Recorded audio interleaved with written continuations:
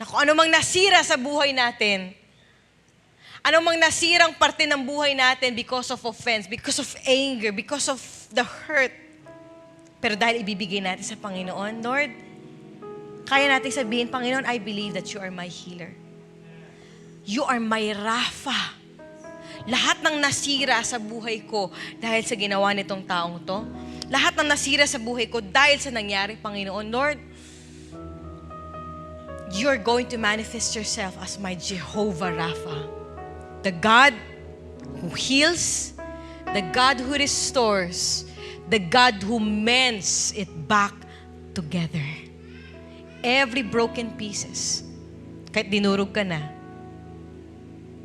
because of your offense, because of that offense. But God will mend it back together. Ang totoo pong gusto makaranas sa kagalingan, ay isurrender natin sa Panginoon lahat ng mga sakit at hayaan natin si Lord magpagaling ng puso. When you let the hurt take over your life, kapatid, it will be much more complicated. You will be in a much more chaos of your life. But today, you know what, church? It's not an accident.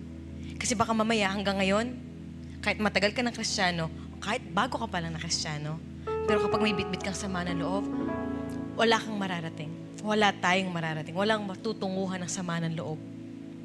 But let's allow our Jehovah Rapha to heal every wounds. Lord, not just my physical body, but Lord, today, I am allowing you to heal even yung mga sugat na hindi nakikita ng tao. Panginoon, yun po ba yung desire po natin ngayong oras na ito? God, heal my broken heart.